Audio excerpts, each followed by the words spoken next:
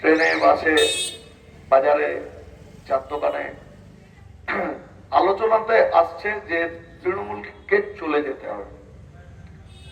এটা এই প্রথমবার এলো এমনটা না। আমরা যদি খেয়াল করি 16 সালের নির্বাচনে মানুষ 11তেও এসছে, মাত্র 5 বছর সরকার চালিয়েছে, তাতেই মানুষ 16 সালের ভোটে ওকে হারাতে চেয়েছে। আর তার প্রমাণ তো এখন আপনার হাতের মুঠোতে ফোন আছে। ফোনে যদি আপনি 16 সালের স্ট্যাটিস্টিক্স চেক করেন তাহলে দেখবেন যে তৃণমূল ভোট পেয়েছিল 46%, 45.6, 46ই ধরলাম। বাম এবং কংগ্রেস পেয়েছিল 39% ভোট, 38.6 ছিল 39, তাহলে ডিফারেন্স হচ্ছে 7%। আর বিজেপি ভোট পেয়েছিল ওই ভোটে 10%। তার মানে বিজেপি কে না নিয়ে এলে ওই 16 ভোটেই 5 বছরের মধ্যে মানুষ এই 15 বছরের খানি টানার হাত থেকে মুক্তি পেতে। এখন মানুষ তৃণমূলকে সরাতে চান। মানুষের অভিজ্ঞতাতে কি, এটা একটা রাজনৈতিক দল বলা যাবে না। দেখবেন প্রাতিষ্ঠানিক দুর্নীতি, প্রাতিষ্ঠানিক খুন, প্রাতিষ্ঠানিক ধর্ষণ, এই শব্দ বন্ধনীর সঙ্গে আমরা পরিচিত হলাম। এ ধরনের এসএসসির নিয়ম, তার মানে এসএসসি যারা এক্সাম কন্ডাক্ট করে তারা এটার সাথে আছে। তারপরে স্কুল বোর্ড যারা অ্যাপয়েন্টমেন্ট লেটার দিচ্ছেন তারা তার সাথে থাকছেন। তারপর যে স্কুলে এই গুণধরকে পাঠানো হলো, এই গোটা ব্যাপারটার সঙ্গে নানান স্তরের মানুষকে যুক্ত করে দেওয়া হয়েছে।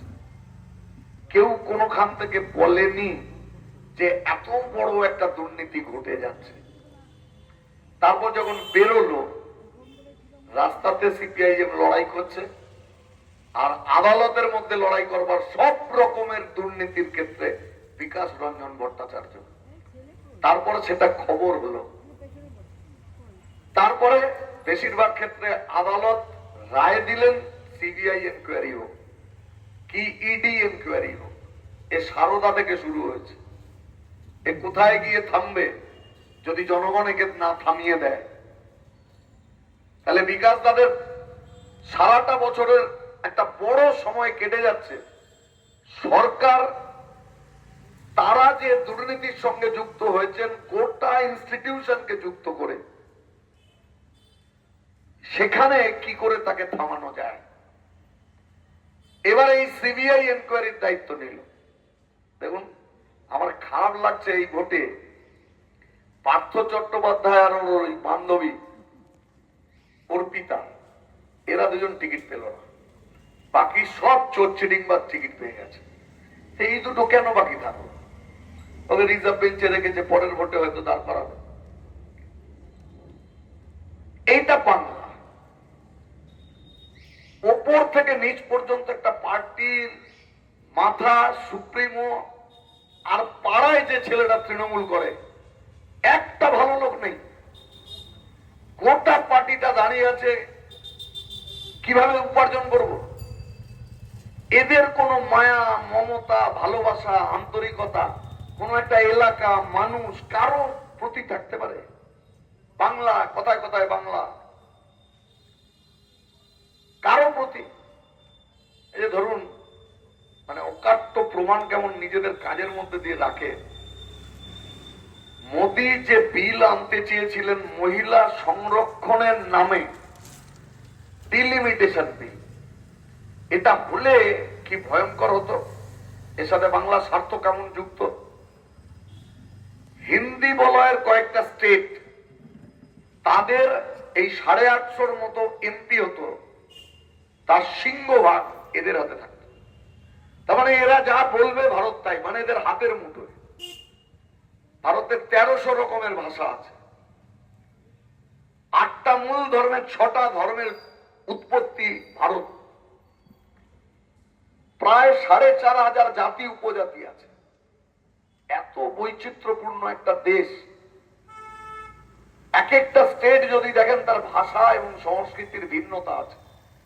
এখানের সঙ্গে উড়িষ্যা মিলবে না, ঝাড়খণ্ড মিলবে না, বিহার মিলবে না। এটা বাংলার লাগোয়া বর্ডার স্টেট গুলোর কথা বললাম। এই স্টেট গুলোকে অতিক্রম করতে করতে যদি কেউ কেরালাতে গিয়ে পৌঁছায়, কেউ জম্মু কাশ্মীরে গিয়ে পৌঁছায়, বাংলার সমাজ, সংস্কৃতি, ভাষা, খাদ্যাভ্যাস, পোশাক পরিচ্ছদ, রিচুয়ালস, উৎসব কোনটার মিল থাকবে। তাহলে এত বৈচিত্র্যপূর্ণ একটা দেশ কেবলমাত্র হিন্দি বলয় দ্বারা শাসিত হবে, এটা হতে পারে?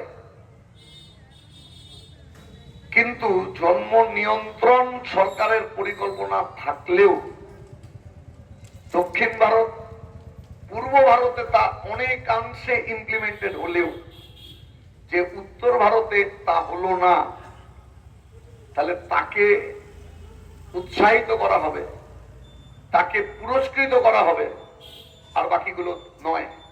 এ তো বাংলারও স্বার্থ বিরোধী ব্যাপার। আপনি দেখুন 7 জন এমপি তৃণমূলে তারা অনুপস্থিত থাকলো, এইরকম একটা গুরুত্বপূর্ণ বিল পাস করবার চেষ্টা বিজেপি করছে। তাহলে কারো যদি বাংলার প্রতি কোনো টান থাকে, ভালোবাসা থাকে, তাহলে তো সে 100% উজাড় করে দেবে, তার যে কটা এমপি আছে সে কটা এমপিকে দিয়ে থামানোর চেষ্টা করবে। করেনি তো? ও স্পেস রেখেছে যাতে বিজেপি বেরিয়ে যেতে পারে। পারেনি। গোটা দেশের অন্যান্যরা বিলের বিরুদ্ধে ভোট দিয়েছে। এই মহিলা নিজের স্বার্থের বাইরে অন্য কিছু ভাবতে পারেন। জ্যোতি বোস বলতেন মমতার সব থেকে বড় অপরাধ হচ্ছে বিজেপিকে এখানে নিয়ে আসা। একটা ফেজ গেছে যখন একসাথে লড়াই করেছে, এরা জোট করে নির্বাচন করেছে লোকসভা থেকে পঞ্চায়েত পর্যন্ত। আর একটা ফেজ এসছে যখন মাইনরিটি ভোটের কারণের জন্য অফিসিয়াল জোটে বিজেপির সাথে থাকা যাবে না। তার ফলে মেকি যুদ্ধ দেখানো হচ্ছে। মানুষ এখন তো শুনছি যে সাম্প্রতিক কোন সমীক্ষা কোন একটি মিডিয়া করেছে, তাতে বলছে যে পশ্চিমবাংলার 56% মানুষ বিশ্বাস করেন তৃণমূল এবং বিজেপির আন্ডারস্ট্যান্ডিং আছে, গোপন বোঝাপড়া আছে। এটা 56% মানুষ বিশ্বাস করছে, যেটার এফেক্ট এবারের ভোটে এরা পাবে দুজনে। তাহলে 16 সালের ভোট থেকেই বোঝা যাচ্ছিল মানুষ ঘাড় থেকে তৃণমূল নামক বস্তুকে সরাতে চায়। আরো 5 বছর যদি ও থেকে যায়, সরকারি শিক্ষা আর থাকবে না। এবারে কলেজগুলোর কি হাল হয়েছে দেখেছেন? কলেজে অধ্যাপনা যারা করেন তারা কতদিন অধ্যাপনা করতে পারবেন এটা ভাবছেন এখন।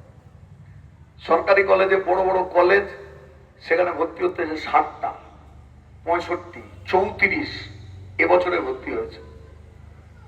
এরা যাচ্ছে কোথায়? একাংশ পড়াশোনা ছেড়ে দিচ্ছে, ক্রমশ এই সংখ্যাটা বাড়ছে।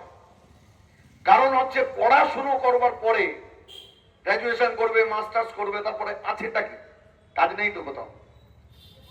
তাহলে রাত 2টোর সময় আপনি বিরিয়ানির অর্ডার করলে যে ছেলেটা মেয়েটা আপনার বাড়িতে খাবার দিয়ে আসে, আপনি জিজ্ঞেস করে দেখেছেন কখনো কত দূর লেখাপড়া করেছে? ওলা, উবের, র্যাপিডো, আমরা বসছি এক জায়গা থেকে এক জায়গায় যাচ্ছি, যাওয়ার সময় জিজ্ঞেস করি ওর বাড়ি কোথায়, ও কতদূর লেখাপড়া করেছে?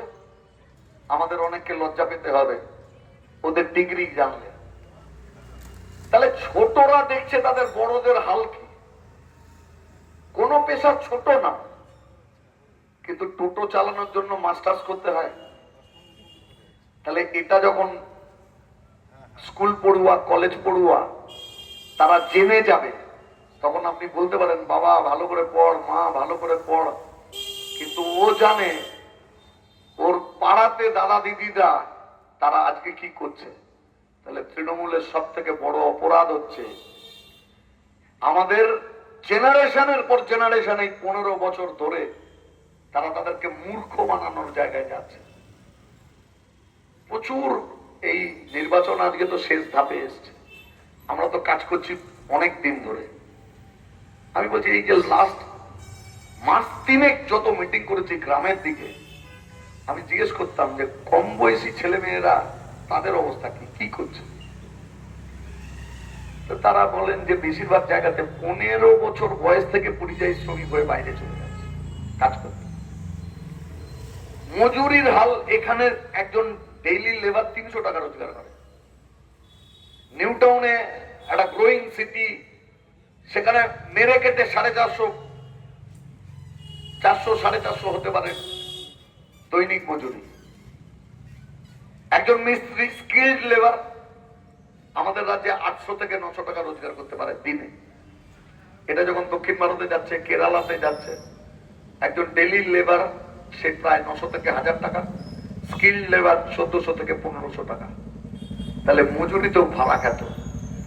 আর ওই ইলেকশনের সময় দেখবেন সর্বত্র লিগে বেড়াচ্ছে, ছবি আনছে একটা লক্ষ্মীর ভান্ডার ঘট, সেই ঘরটাও ছবি এঁকে বলছে লক্ষ্মীর ভান্ডার পাই তাই দিদিকে চাই, আর আমি তোমাকে টাকা দিচ্ছি বিনিময়ে তুমি আমাকে ভোট দাও, তাহলে তোমার ভোটের মূল্য হচ্ছে আমি 1500 টাকা করে দিচ্ছি। আর তার জন্য গোটা সিস্টেম তেমন ভাবে রাখা হয়েছে, পশ্চিম বাংলার মানুষের গড় রোজগার 11,000 টাকা। শপিং মলে যাই না আমরা, খেয়াল করে দেখেছেন ওখানে কোনো টুল নেই, চেয়ার নেই। যে ছেলে মেয়েগুলো কাজ করে তাদের 12 ঘন্টা দাঁড়িয়ে দাঁড়িয়ে ডিউটি করতে হয়, এরপর গ্যাংগ্রিন হবে পায়, ওই কি বলে ভেরিকোজ ভেইন, শিরাগুলো জেগে উঠে, এই রোগের শিকার হবে, স্পাইনের প্রবলেমের মধ্যে গিয়ে পড়বে। সিভিক ভলেন্টিয়াররা 10 বছর ডিউটি করছে, আপনারা দেখছেন সকলে। এমন পোশাক পরিয়ে দিয়েছে, কোনটা অরিজিনাল পুলিশ আর কোনটা সিভিক পুলিশ বোঝা মুশকিল আছে। 1000 টাকা বেড়েছে 10 বছর ধরে কাজ করে। যেখানে যা নিয়োগ করছে সব দেখবেন অস্থায়ী। মিউনিসিপ্যালিটি, পঞ্চায়েত, এমনকি মাই গভর্নমেন্টের ডিপার্টমেন্ট গুলো এখন ভোট করতে গিয়ে ইসিআই বলছে কাকে দিয়ে ভোট করাবে।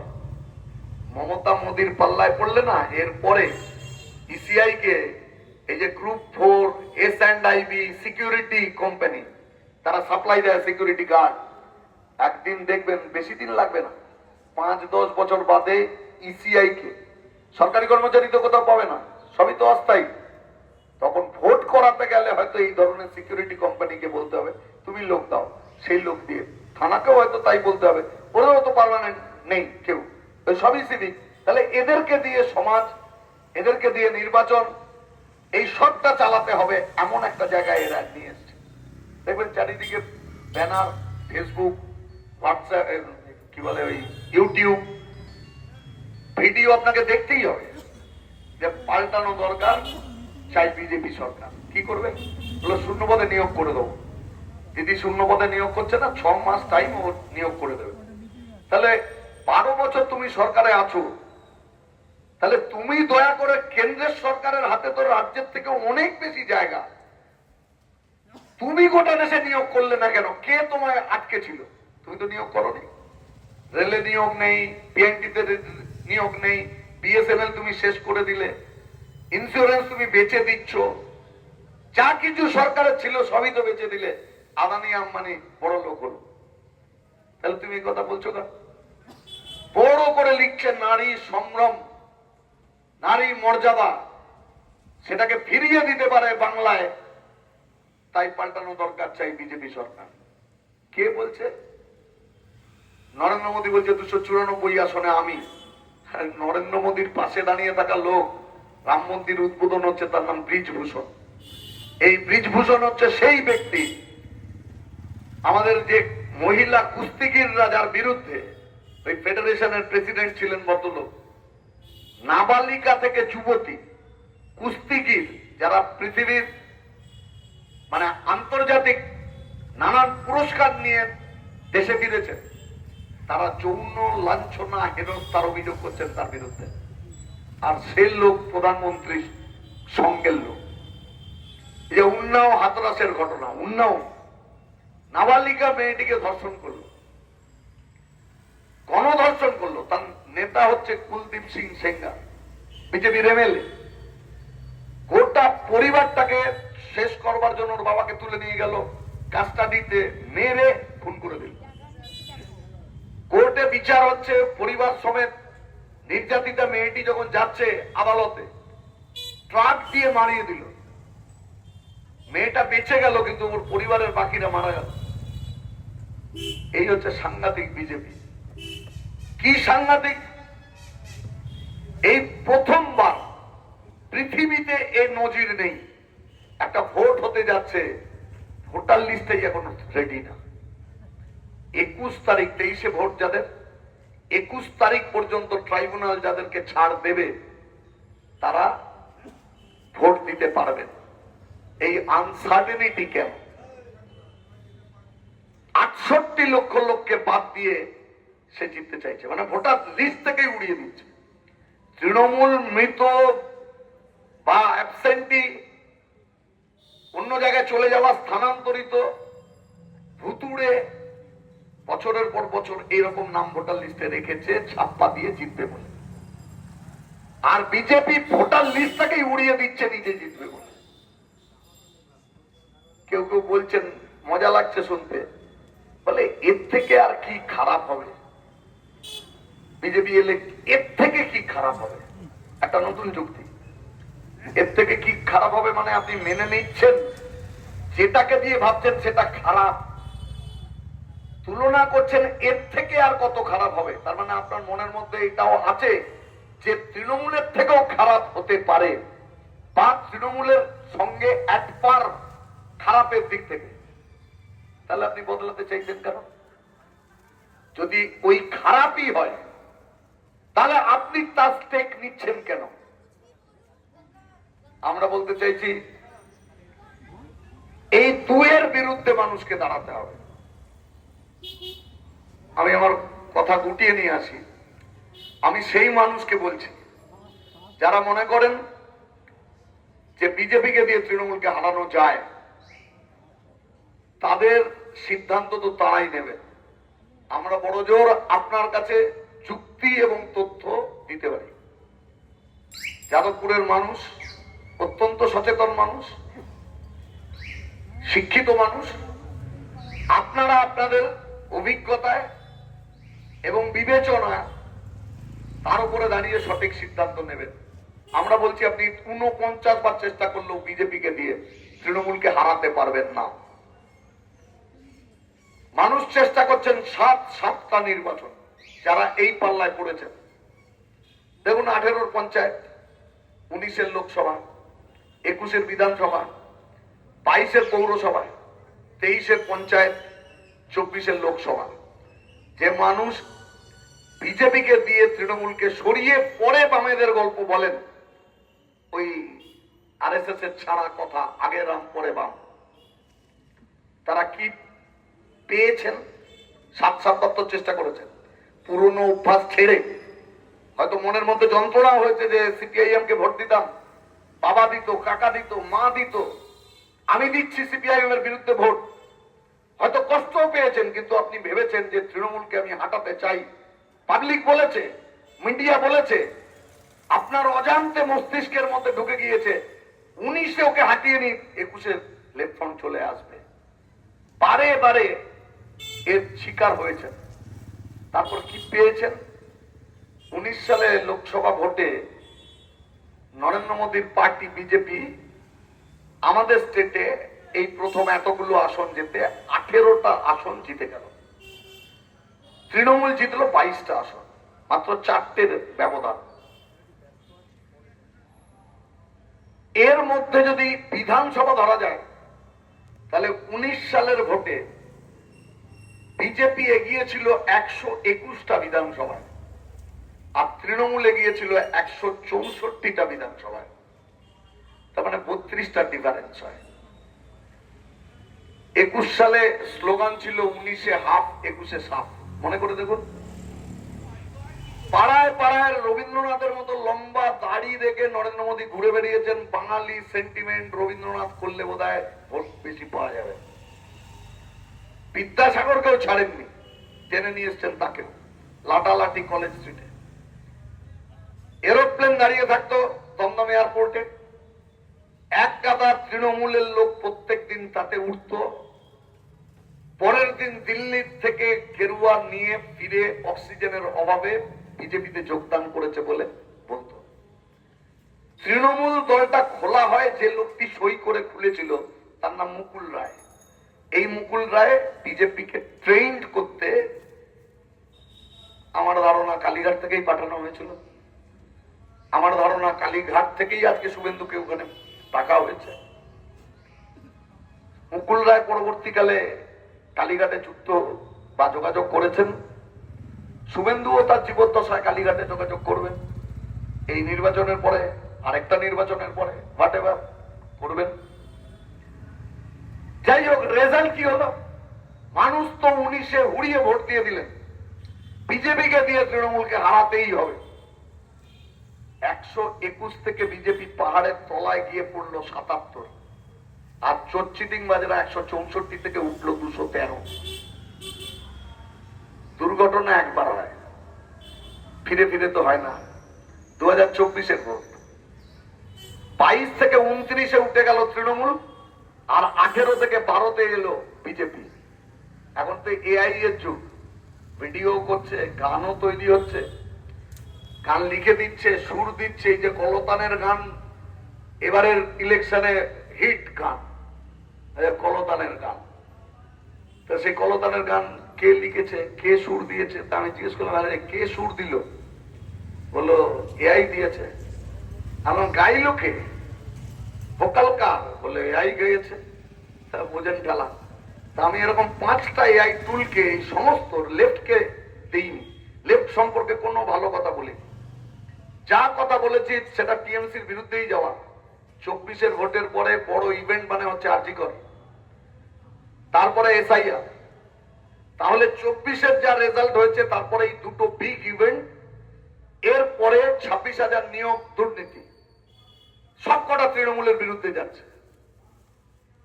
এআই এর 4-5টা টুলকে বললাম যে তুমি বলো দেখি, তোমার নিজের নলেজও অ্যাপ্লাই করো, আর এই পার্সপেক্টিভ থেকে তুমি বলো 26-এ কি হতে যাচ্ছে। আমি বলছি যদি 26-এ আপনি টিএমসি আর বিজেপির এই বাইনারি পলিটিক্সের শিকার হন, বিজেপিকে দিয়ে তৃণমূল, তৃণমূলকে দিয়ে বিজেপি, এই চক্করে যারা পড়বেন, রেজাল্ট যেটা পাবেন চোরচিটিংবাজদের এরপরেও আরো বেশি আসনের বিধানসভা হবে, আর বিজেপি তার পাহারাদার হিসেবে বিরোধী ভূমিকা পালন করবে। এটা চান? সত্যি যদি আপনি তৃণমূলকে হারাতে চান, আপনার সন্তানের ভবিষ্যৎ গড়তে চান, তাহলে একমাত্র রাস্তা হচ্ছে বামপন্থীদের ভোট দিন, বিকাশ রঞ্জন ভট্টাচার্যকে ভোট দিন। এছাড়া যাদবপুরে চোরচিটিংবাজরা আবার জিতবে, এর বাইরে আপনি কিচ্ছু করতে পারবেন। এবার কেউ বলবেন যে না আপনি ভুল বলছেন, আমি তো তথ্য বললাম, আপনি তথ্যটা চেক করে নিতে পারেন। এরপর যেটা আছে সেটা পারসেপশন। আপনি বলবেন যে এসআইআর এ কত নাম কাটা হয়েছে, ঠিক, কিন্তু এটা কয়েনের একটা সাইড, হেড, কয়েনের আরেকটা সাইড আছে, আবার সাইডটা তো আপনি দেখছেন না। বলে কি সেটা? একজন টোটো চালকের সাথে আমার কনভারসেশন, বারাসাত কোর্ট থেকে উঠেছি, আমাদের জেলা পার্টি অফিসে নামছি, নামার পরে ভদ্রলোক বলছেন যে এতদিন ভাবতাম টিএমসি বিজেপির মধ্যে খুব গন্ডগোল, এই না সেটিং আছে, এখন মনে হচ্ছে বিজেপির সঙ্গে লড়াই। আমার কিসের থেকে মনে হচ্ছে? বললো এসআইআর।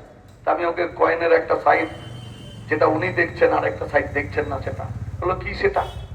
ধরুন 60 লাখ আর 8 লাখ, 60 অ্যাডজুডিকেশন আর 8 লাখ স্ট্রেট ডিলিট, আর এর আগে যেটা বাদ গেছে মৃত ইত্যাদি, তার মধ্যেও কিছু জেনুইন লোক, জীবন্ত লোক তাকে বাদ দিয়ে দিয়েছে মৃত বলে। আমি ওটাকে বাদই রাখছি। 60 আর 8 68, অঙ্কের হিসেব করতে সুবিধে বলে 2 লাখ যুক্ত করলাম, 70 লক্ষ। এই 70 লক্ষ মানুষের মধ্যে অনেকে ভোট দেবেন,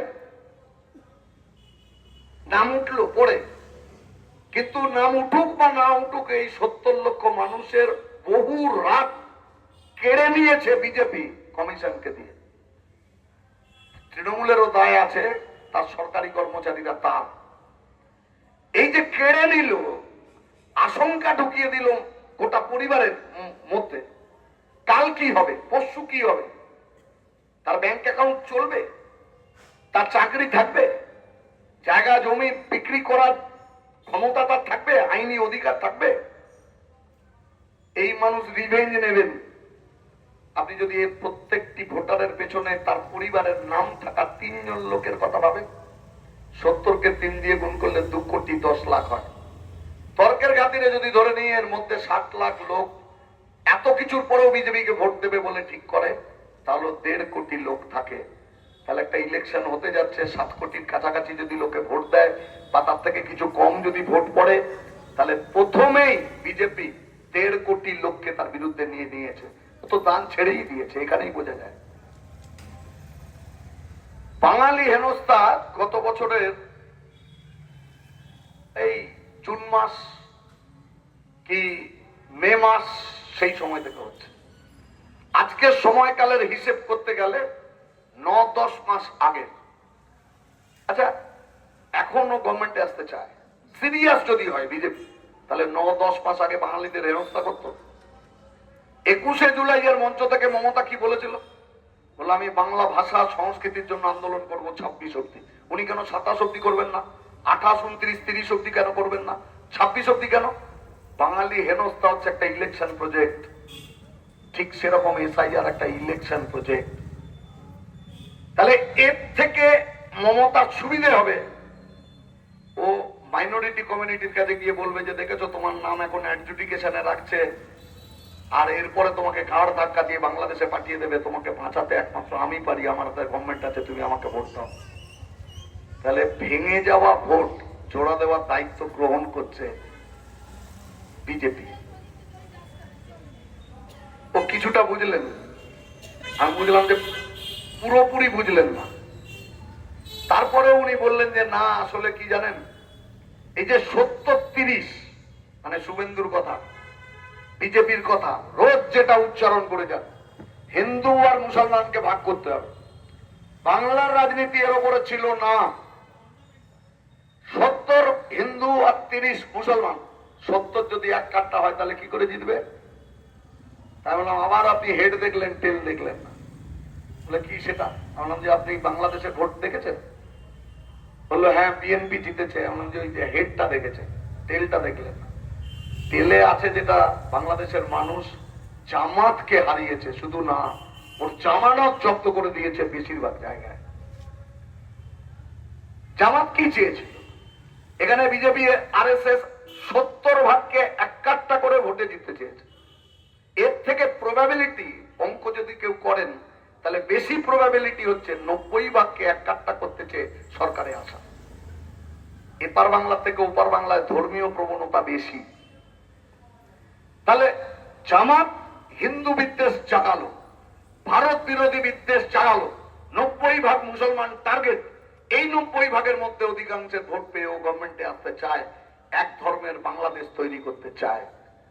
টান টান উত্তেজনায় মানুষ চেয়ে থাকলেন বাংলাদেশের ভোটের দিকে। মন্দের ভালো, বাংলাদেশের মানুষ, ওপার বাংলার মানুষ ধর্মে মুসলমান 90 ভাগ, তারা ঠিক করলো এরকম নিকৃষ্ট সাম্প্রদায়িক মৌলবাদী শক্তির হাতে দেশ তুলে দেওয়া যায় না, হারিয়ে দিল। এবারে এপার বাংলায় আসুন, 19, 21, 24 তিনটে ইলেকশন দেব। এপার বাংলার মানুষও একই কারণের জন্য জামাতের মতনই আরএসএস বিজেপির হাতে দেশ তুলে দিল না, রাজ্য তুলে দিল না। এটা শুধু সিপিএম এর মামলা না, এ রাজ্যে এমন বহু মানুষ আছেন যারা সিপিআইএম নন, সিপিআইএম এর সমর্থক নন, আমাদের ক্রিটিক, কিন্তু তারা ধর্মের ভিত্তিতে ভোট দেবেন না। মমতা এই ভোটগুলো না মুফতে পেত। বিজেপি বিজেপি বলে পারবে না। আমি ওই ভদ্রলোককে বললাম, মানুষ যদি বিজেপির পরিবর্তে অন্য কোন পার্টিকে নিয়ে ট্রাই করতেন, 7-7টা ইলেকশন এক দূর যেতে হতো না, অনেক আগেই হেরে যেত।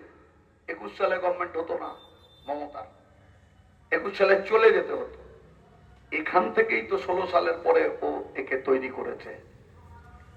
আমার শেষ কথা হচ্ছে যে কিছু মানুষের পরেও বলবেন, আমি আজকের নির্বাচনে যা হচ্ছে তাই বলছি, যে আমাদের সম্পর্কে মিডিয়াও বলতো, টিএমসি বিজেপি বলতো, পাড়ার মোড়ে কেউ, চার দোকানে কেউ আমাদেরকে পছন্দ করেন না, হয়তো অবজ্ঞা করেন, আমাদের কমরেডদেরকে কথা শুনতে হয় প্রায়শই। তোমরা তো শূন্য, মহাশূন্যে বিলীন হয়ে যাবে। এবার ভোট শুরু হলো, ক্যান্ডিডেট ঘোষণা হলো, তারা প্রচারে নামলো। এবারে আপনি শোনা শুরু করলেন তোমাদের প্রার্থীরা খুব ভালো, বিকাশদার মতো লোক হয় না, বিকাশ বাবু এলেই তো ভালো, আগে তো ভালো ছিলাম, কিন্তু মানে একটা টান থাকলো, কিন্তু মানে তোমরা কি জিতবে? কদিন বাদে দেখা গেল আরেকটা প্রশ্নের সামনে আমাদেরকে দাঁড়াতে হচ্ছে, সেটা হলো যে বামেদের ভোট দেবো, বামেরা কি গভর্নমেন্ট করতে পারবে? এই লাস্ট 3-4-5 শুনছি আরেকটা নতুন কথা, সেখানে বলা হচ্ছে ইলেকশনের পরে বামেরা কি করবে, বামেদের যে ভোট দেবো। আচ্ছা, যদি ত্রিশঙ্কু বিধানসভা হয় তাহলে বামেরা কি তৃণমূলকে দিয়ে বিজেপিকে ঠেকানোর চেষ্টা করবে? আপনি শুধু ভাবুন, প্রথম ছিল হচ্ছে শূন্য থেকে মহাশূন্য, দ্বিতীয় হলো প্রার্থীগুলো ভালো, তৃতীয় হলো ওরা কি সরকার তৈরি করতে পারবে, শেষ ধাপ হচ্ছে ত্রিশঙ্কু বিধানসভা হলে বামপন্থীরা কি করবে। এই যাবতীয় ক্যাম্পেইন টিএমসি, বিজেপি আর তার স্থাবক মিডিয়া আর মাথার উপরে সবার মালিক আরএসএস, তাদের থেকে বেরোনো। তাহলে এটা স্বীকার করে নেওয়া হচ্ছে বামেরা বহু সংখ্যায় এবারে নির্বাচিত হয়ে বিধানসভায় যাবে, এদের সমস্ত ন্যারেটিভের মধ্যে তা বেরিয়ে আসছে। লড়াইটা ত্রিমুখী, কোথাও কোথাও চতুর্মুখী হবে। এই ত্রিমুখী চতুর্মুখী লড়াইয়ে কে হারবে কে জিতবে বোঝা মুশকিল আছে। কোথায় কি হবে? ভোট তো 3 ভাগে ভাগ হবে, 4 ভাগে ভাগ হবে, যে কেউ জিতে যেতে পারে এখানে।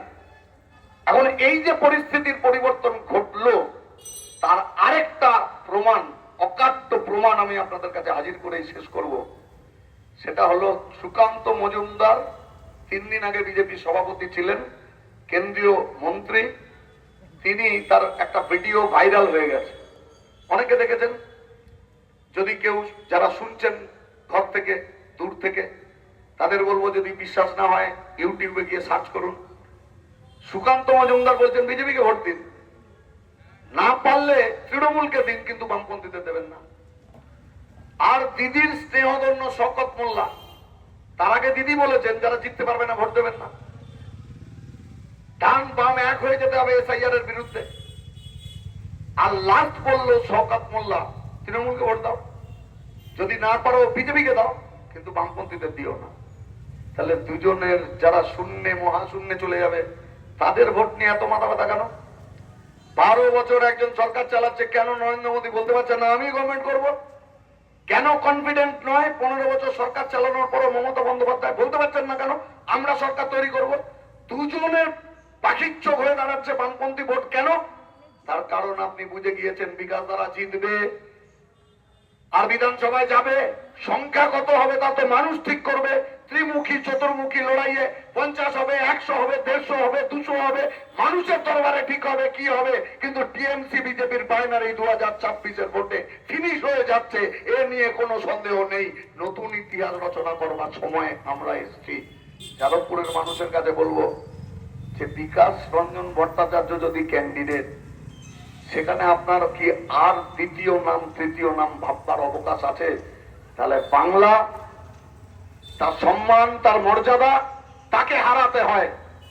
আমরা আশা করব বাংলা জিতুক, কিন্তু চোর চিটিংবাজ আর তাদের রক্ষাকারী দাঙ্গাবাজ সাম্প্রদায়িক এই শক্তির হাত ধরে না। বাংলা নতুন করে স্বপ্ন দেখতে পারে যদি আপনারা বামপন্থীদের পাশে থাকেন। আমাদের বিশ্বাস যাদবপুরের মাটিতে সেই ইতিহাস রচনা করবার ক্ষেত্রে আপনারা গুরুত্বপূর্ণ ভূমিকা পালন করবেন। কমরেড বিকাশ দা যাদবপুর কেন্দ্র থেকে নির্বাচিত হবেন, শুধু না বহু বহু ভোটে নির্বাচিত হবেন, এবং সেই ইতিহাস গড়বার দায়িত্ব ঐতিহাসিক কেন্দ্র যাদবপুর, তাকে ঐতিহাসিক সিদ্ধান্ত গ্রহণের মধ্যে দিয়ে তাকে প্রতিষ্ঠিত করবার আবেদন আপনাদের কাছে রেখে আমার কথা শেষ করছি। ইনকলাব জিন্দাবাদ।